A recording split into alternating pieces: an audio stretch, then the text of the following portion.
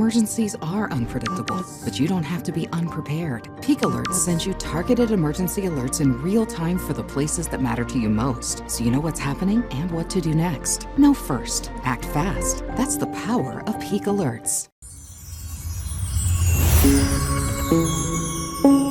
Hey, the crew. Thursday working out like we thought it would. About 10 degrees cooler in Springfield. Canyon hit 60 on Wednesday. Not doing that today. Colorado Springs only dropping a couple degrees. And so you see where the impact behind the front was a little more noticeable than some other areas. And we had wind gusts out there like we thought would be the case. Stiff breezes mainly in the cities.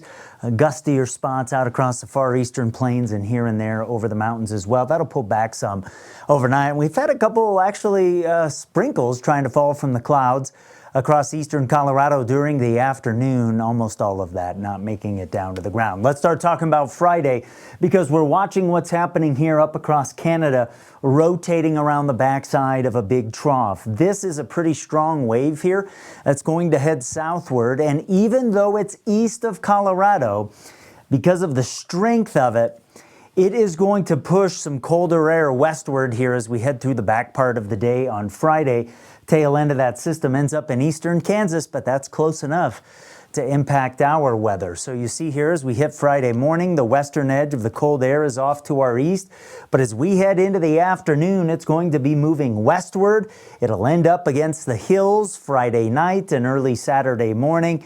And it will try to recede on Saturday, but the question is, does a piece of it break off in the river valleys over eastern Colorado? That front not going to affect the mountains.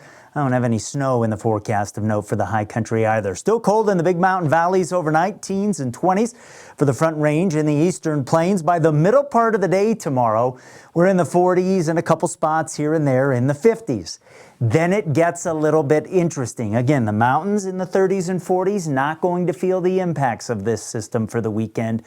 But over the plains, that won't be the case. So by the early afternoon, here comes the western edge of that colder air, and it starts rushing westward really, really quick. The computer model has it across the far eastern plains around dinner time.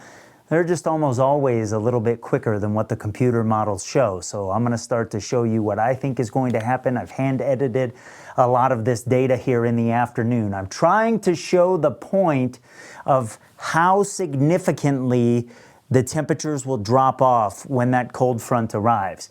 It might be a little bit quicker than what I'm showing you even, but you get the idea here that after being in the 40s to around 50, those numbers will fall quick here as we head toward the back few hours of the day, and the day could end up below freezing in some parts of far eastern Colorado near the Kansas state line, and the temperatures will start to drop late in the day along the front range. It just won't be as significant, but wherever the front is, you see it's still moving westward here as we head through the overnight, and it's going to come up along the low spots and then try to fill up across the hills. Of course, Walsenburg higher than Pueblo, Colorado Springs higher than Pueblo as well. And so we can kind of trace everything out here with some low clouds that will develop in this, what is really a modified Arctic air mass. We may get it into Canyon City overnight. I think it'll kind of come up and kiss the hills and then start the process of trying to erode. In fact, some of the areas that get low clouds and up against the hills, maybe even some fog or some flurries, we'll start to see it erode as we hit the beginning of the day on Saturday. Now, the computer model is going to get it all out of here, but 8 out of 10 times, that's not how it works out. As we hit Saturday afternoon, everything is going to hinge on if you have a westerly breeze coming off the hills or if you still have an easterly breeze. Because if you have an easterly breeze, you're in that piece of the Arctic air that's broke off. And in some cases, you might struggle to hit 40. In contrast, if you can get a couple hours here of westerly breezes, especially if they're up around 15 or 20, temperatures may end up in the mid-50s to around 60. So kind of a wild day. I'll keep fine-tuning that stuff, but I'm trying to make the point here. 50s and maybe a couple 60s along the hills, especially around Canyon City, and then cooler across the lower elevations. How cool will depend on how quick the clouds get out of here and how much of that cold air actually gets off to the east. My friends, it's something I'll watch. Thanks for watching Peaks to Plains Weather.